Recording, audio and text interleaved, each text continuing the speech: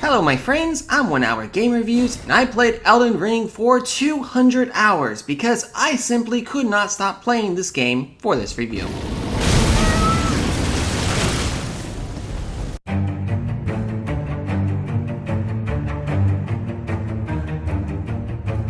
My expectations for this game were very high, so high in fact, I bought the game the very first day at launch, and if this game was anything less than a 9 out of 10, I would be very disappointed.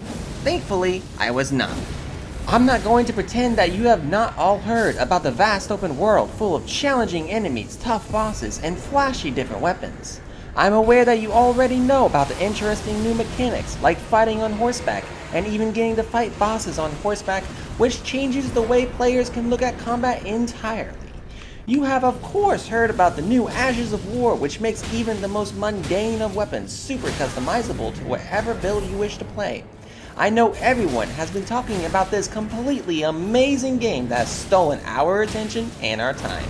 No, I will not be asking for a refund for those hours because I had an absolute blast my entire time playing this fast-paced, intense combat-filled game. To anyone considering picking up Elden Ring for the first time and who might be clicking on this video to see if I do in fact recommend it, the answer is a resounding yes. But I do have a few words of advice and a few regrets about how I personally played the game.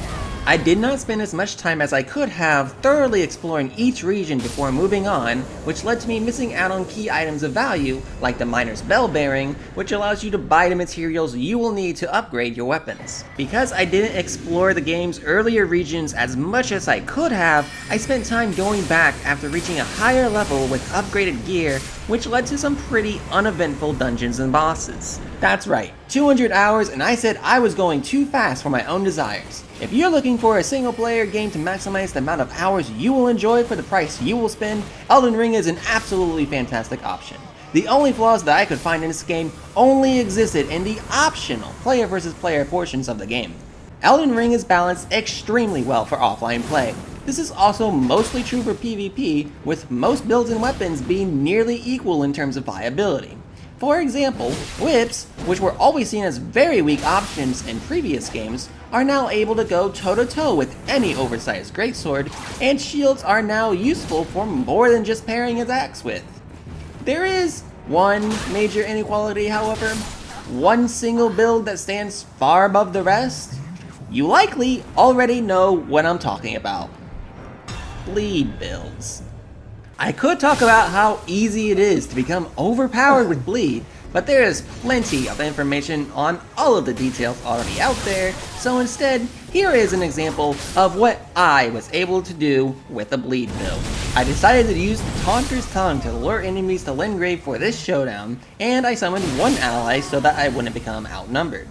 Now, I am pretty decent at the game if I may say so myself, but these results, they surprised me.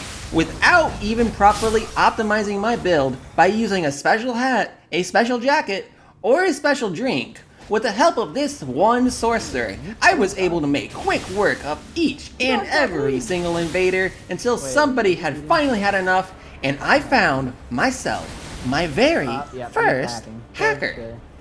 I'm good, but I'm not so good that only hackers can beat me.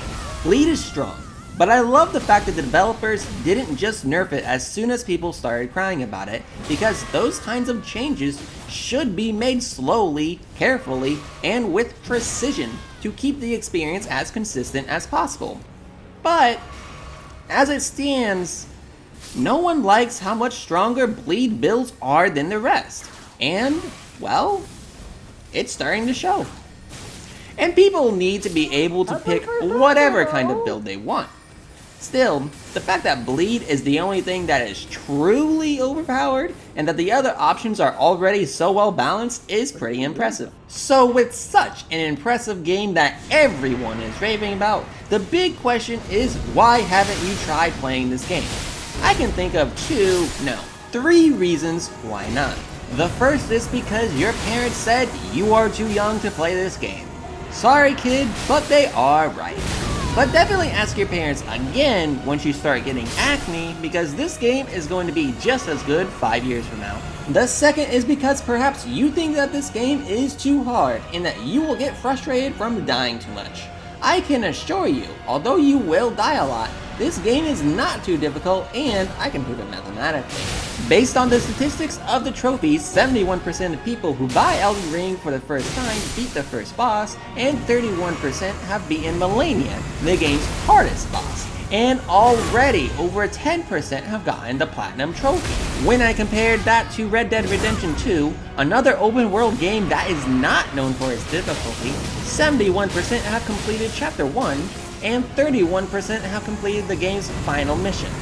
Although you will probably die more in Elden Ring than in some games, the challenge is certainly a surmountable one. But the biggest reason you're not playing is probably because of the sheer pretentiousness of its already established fanbase.